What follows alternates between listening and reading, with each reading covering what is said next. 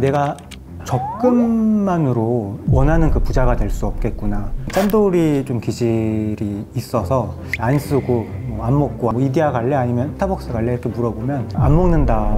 딱 1억을 만들어 두고 준비를 해놔야겠다. 그 커버드콜 월배당이 좀 거의 종교적으로 좀 빠져 있다 보니 단점을 놓치고 있는 게 뭔가 있지 않을까. 그러니까 저도 포트폴리오를 딱 보고 느낌은 굉장히 영하고 스마트한 투자자들의 포트폴리오 요즘 이런 형태로 많이 가고 있겠구나라는 생각을 되게 많이 하게 되고, 현업인의 저희 관점은 사실 몇 가지 문제점이 보이긴 합니다. 네, 그거 부지런히 경험을 쌓을 수 있고 뭔가 더 많이 성장할 수 있는 투자자가 구성하기에는 되게 젊잖아요. 그리고 투자에 대한 이해도가 내가 보기 있는 투자자거든요. 건물주가 간물주라는 트렌드가 딱 있었잖아요. 그게 우리나라 부동산의 내가 보기 역사적 클라이막스였을 가능성이 상당히 높아요. 지금 20대 30 투자가 부동산으로 난 큰 부자가 돼서 1,000억 벌 거라고 생각은.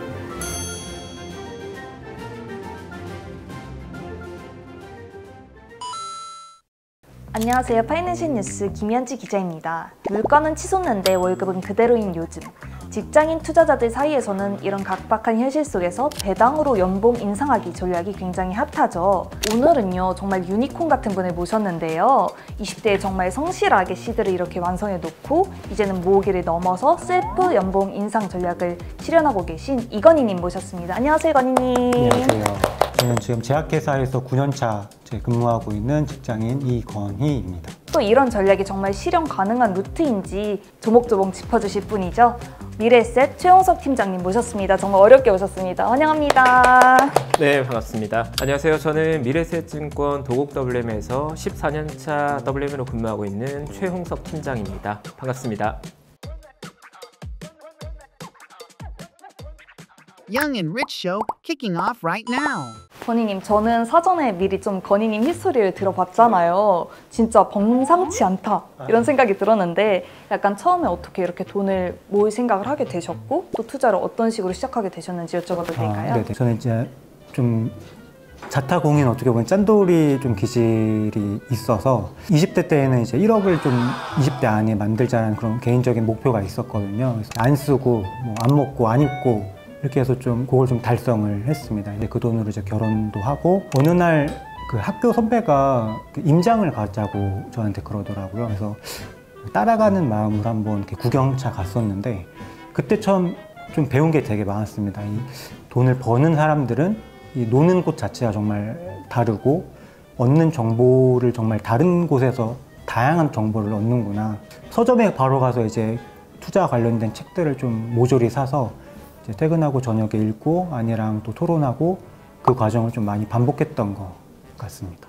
전 너무 신기한 게, 사실 1억 모아야지 이런 생각은 정말 많이 하는데 그걸 위해서 약간 20대 때 먹을 거 안 먹고 또 입을 거 안 입고 이런 게 쉽지가 않잖아요. 사랑하는 사람을 딱 만났을 때 결혼을 딱 자신 있게 해야 되는데, 결혼을 하지 못할 리스크들을 좀 생각해 봤을 때 돈 문제가 있을 것 같더라고요. 그래서 이 돈 때문에 결혼을 좀 못하는 거는 굉장히 조금 남자로서 안 좋은 그 상황이라고 생각을 해서 딱 1억을 만들어 두고 좀 이렇게 준비를 해놔야겠다. 이야기 들으면서 전 감탄이 나오는데요. 30대 초반에 보는 것 같군요. 네, 훌륭한 투자자입니다. 그러게 완전 로맨티식. 근데 너무 그렇게 가정에 충실한 것처럼 너무 나올 것 같은데 꼭 그렇지만 않아가지고. 그러면 약간 건희님께서 이제 돈을 모으시면서 난 돈 모으기 위해 이렇게까지 해봤다, 이런 사례가 있을까요? 저는 뭐 커피를 안 먹는 건 아닌데, 누군가 저한테 뭐 커피 먹을 때 뭐 어디 갈 거야 라고 하면 뭐 이디야 갈래 아니면 뭐 스타벅스 갈래 이렇게 물어보면 저는 그냥 안 먹는다고 하거든요. 네. 하루에 그냥 그 커피값 5,000원을 그냥 모았을 때 이제 한 달이면 또 20만 원, 30만 원이 되고 하다 보니까 거기서 오히려 더 기쁨을 조금 느꼈던 것 같습니다. 주변 사람들이 조금 그래서 힘들어했을 수도 있어요. 네. 잘하고 있습니다. 응원하겠습니다, 저는. 근데 그러면 건희님이 이제 어쨌든 간에 지금도 재테크를 계속 열심히 하고 계신데 투자에 좀 최종적인 목표가 있으실까요? 제가 다 그 고배당에 좀 많이 빠져 있거든요. 본업을 하고 있는 동안에도 좀 제 2의 소득을 그 파이프라인을 만들어 놓는 게 제 가장 큰 목표인 것 같고요. 이 파이프라인을 만들어 놓으면 어떻게 보면 본업에도 더 집중을 자신 있게 할 수 있을 것 같고, 돈 이꼴 시간이라고 저는 또 생각을 하거든요. 돈으로 좀 시간을 사서 뭐 가정에도 조금 더 충실하고 싶고. 근데 성실하게 살아온 건희님께서 과연 어떤 고민이 있으셔가지고 저희 상담소를 방문해 주셨는지 너무 궁금하거든요. 내가 적금만으로 이 원하는 그 부자가 될 수 없겠구나. 첫 번째로 좀 깨달았고요. 제가 요즘 그 커버드콜 월배당이 좀 빠져 있다 보니까 항상 어떤 투자 대상을 투자했을 때 2년 뒤, 3년 뒤 돌이켜 보면은 아 그때 이거에 대해서 너무 이렇게 좀 거의 종교적으로 좀 빠져 있다 보니 단점을 못 본 경우들이 많이 있었었거든요. 근데 지금 이 ETF 커버드콜 전략도 너무 제가 좀 이렇게 좀 빠져 있다 보니까 좀 단점을 놓치고 있는 게 뭔가 있지 않을까 싶어가지고 오늘 꼭 전문가를 만나서 상담을 좀 받아보고 싶었습니다. 네, 그럼 이제 대망의 건희님 포트폴리오 해부를 한번 해볼 건데요. 건희님 포트폴리오 보여주시죠. 짜잔!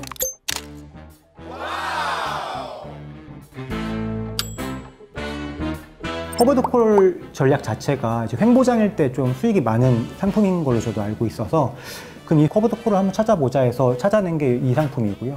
세 번째, 네 번째 같은 경우에는 ETF 자체만으로도 충분히 그 분산 투자 효과가 있지만 국내 주식뿐만 아니라 이제 미국도 ETF로 그 분산 투자 효과가 있을 것 같아서 이것도 동일하게 데일리 커버드콜 전략 OTM으로 좀 선택을 했습니다. 그리고 다섯 번째 타이거 차이나 전기차 솔 액티브 같은 경우에는 BYD 지수가 높게 편성되어 있는 ETF를 매수하는 게 훨씬 더 관리하는 데 좀 수월할 것 같아가지고 이제 타이거 차이나 전기차 요 주식을 샀고요. 폭셀 같은 경우에는 이제 반도체 미국 이제 세배 레버리지 ETF인데 이건 이제 무한 매수법이라고 해서 일정 기간 동안 일정 금액으로 매수하고 이제 매도하는 방식으로 좀 유지를 하고 있는 편입니다.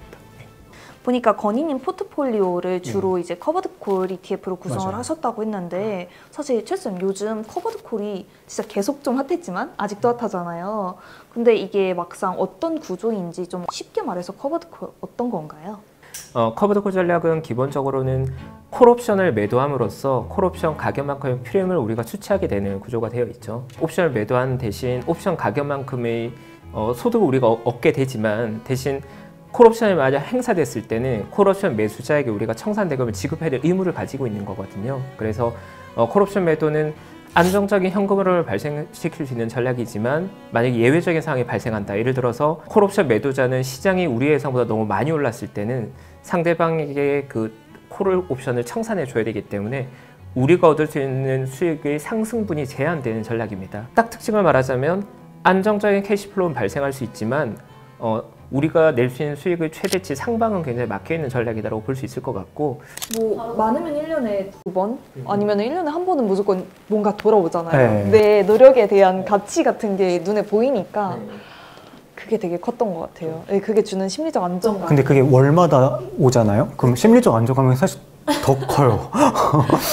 이 트레이드 오프가 너무 커서 제가 주로 만나는 고객들은 이미 자본의 규모가 굉장히 거대한 분들이고 그분들은 돈이 필요하지 않고 돈에 대한 욕망이 없거든요. 근데 그렇기 때문에 배당에 대한 욕망이 별로 없는데 오히려 제가 느끼기엔 젊은 세대들은 돈에 대한 욕망이 오히려 있고 돈에 대한 결핍이 있어서 배당을 너무 높은 밸류로 평가하는 것 같아요. 포트폴리오를 딱 보고 느낌은 굉장히 영하고 스마트한 투자자들의 포트폴리오 요즘 이런 형태로 많이 가고 있겠구나라는 생각을 되게 많이 하게 되고 솔직히 말씀드리면 이러한 투자 포트폴리오가 아마 트렌디하고 굉장히 스마트한 투자자들이 많이 선호한 포트폴리오일 텐데 현업인의 저희 관점에서 사실 몇 가지 문제점이 보이긴 합니다. 네, 그거에 대해서 피드백 드려볼 텐데 일단 첫 번째로 제가 하고 싶은 질문은 지금 이 포트폴리오는 연금저축계좌나 어떤 뭐 IRP 같은 펜션 계좌에 운용되나요? 아니면 실제 그냥 주식 계좌에 운용되고 있는 포트폴리오인가요? ISA 계좌에서 ISA 계좌에서 운용되고 있군요. 첫 번째는 국내 투자자들은 이상할 정도로 레버리지 투자에 대한 선호가 있는 것 같아요. 젊은 투자자일수록 레버리지 자산은 저는 가능하면 의미 있는 비중으로 하지 않기를 권해드리고 싶어요. 장기적으로 생각한 투자자에게는 레버리지는 사실 불리하게 작용할 리스크가 더 많이 있습니다. 네, 왜냐하면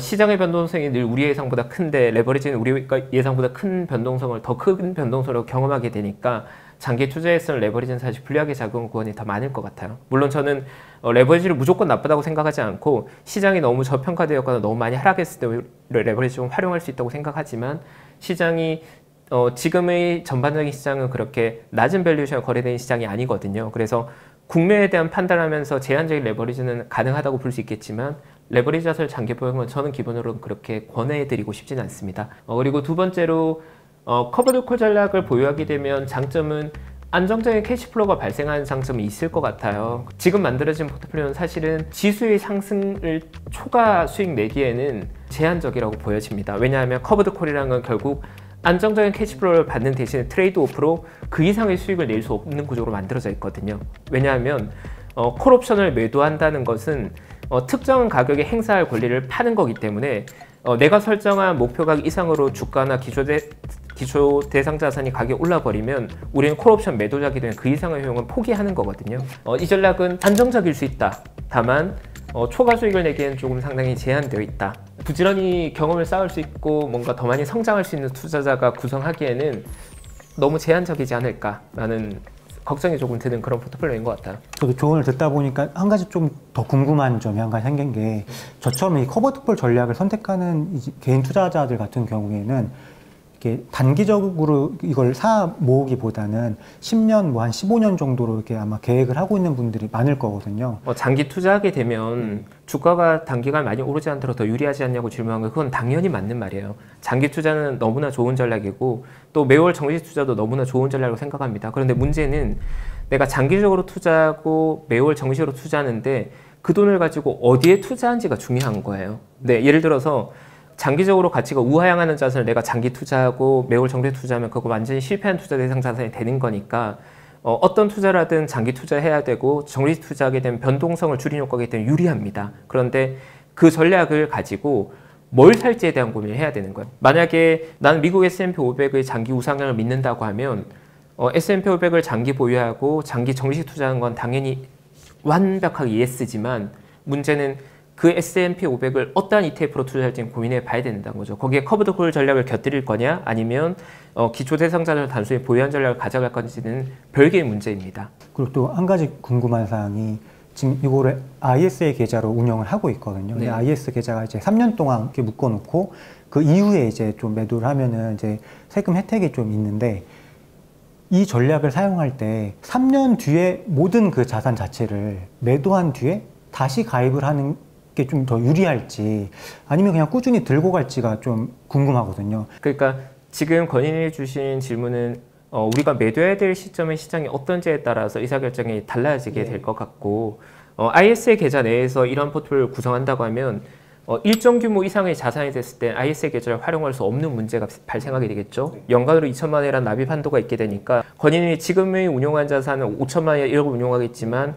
5년 후 10년 후가 되면 더 큰 규모의 금융자산을 운용해야 될 텐데, 만약에 10억의 자산을 가진 투자자가 이런 포트폴리오를 구성한다고 하면 당장 첫 번째 문제는 발생하는 캐시플로우가 금융소득 2천만 이상 종합소득세로 합산되면서 세율이 높아지는 문제가 발생하게 될 거예요. 권희님은 자산 규모가 일정 수준 이상이 되면 지금의 전략을 이제 구현할 수 없는 문제가 발생하게 될 거예요. 그리고 두 번째로 기본적으로 자산을 우량한 자산이라면 장기 보유할수록 더 유리한 게 사실이거든요. 만약에 자산이 너무 과열로 간 구간이 아니라면 당연히 매도보다는 보유가 더 유리한 것 같거든요. 근데 거기에 세금 문제까지 같이 반영하게 되면 의사결정이 이제 조금 더 복잡해지기 시작할 겁니다. ISA에 보유한 포트폴리오를 나중에 정산해야 되는 시점이 됐을 때 시장이 매우 과도하게 비싸다면 저는 정리를 한번 하는 걸 더 권해드리고, 그럼 새롭게 포트폴리오를 만들어갈 수 있겠죠. 만약 그 시점에 시장이 뭐 그렇게 많이 올라 있지 않거나 시장 오히려 저평가되어 있다고 하면 당연히 매도보다는 보유한 전략이 좀 더 유리할 수 있겠죠. 지금의 전략은 지금 정도의 규모에선 구형 가능한 포트폴리오겠지만 자산유가 조금 더 커지게 되면 다시 한 번 더 고민해 보게 될 거예요. 권인님 같은 경우에는 기본적으로 월급이라는 소득이 있다 보니까 세율 면에서도 나중에 어느 정도 규모가 됐을 때는 고민해 보게 될 거예요. 네, 종소세를 택할 거냐 아니면 양도세를 택할 거냐, 그러면 투자자는 국가가 달라지게 되거든요. 그러네요. 이렇게 15년 플랜으로 쭉 가져가신다고 말씀을 하셨는데, ISA 계좌 같은 경우에는 사실 한도도 있고 만기도 있다 보니까 이게 점점 커지면은 또 고민도 함께 커지는 그런 측면이 없잖아 있겠네요. 그래서 이제 제가 조언드리고 싶은 핵심, 아까 얘기한 것처럼 되게 젊잖아요. 그리고 투자에 대한 이해도가 내가 뭐 있는 투자자거든요. 과거의 한국 시장은 어떤 거냐면 한국의 자본이 형성되면 가처분 소득을 제외한 저축 자본이 다 부동산 시장으로 유입될 수밖에 없는 시장이었어요. 왜냐하면 한국에서 예를 들어서 내가 1년에 5억 정도 벌었다. 그럼 5억을 가지고 투자할 수 있는 대상 자산은 한국의 부동산 뿐이었어요. 한국의 주식 자산은 투자 대상 자산이 아니었거든요. 근데 지금은 어떠냐?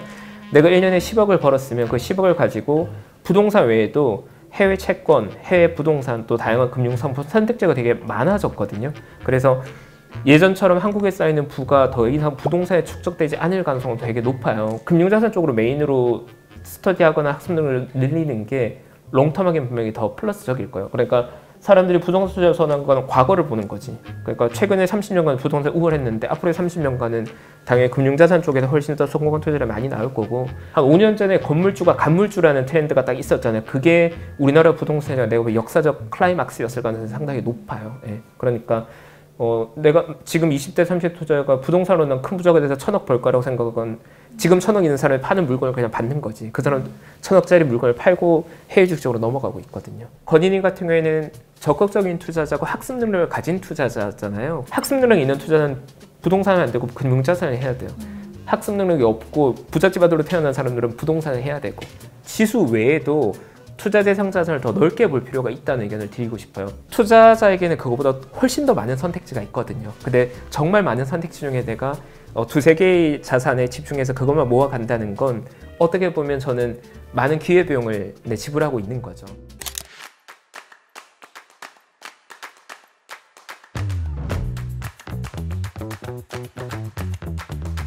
배당의 배당으로 복리를 만든다. 오늘은 건희님 모시고 노력형 투자자들이 어떻게 자산을 형성해가면 좋을지에 대해서 들어봤는데요. 오늘의 영앤리치 상담소 이 정도로 마무리해볼게요. 투자가 처음이야? 나만 따라와. 영리하게 투자하자 영앤리치. 다음 시간에 또 만나요. 안녕.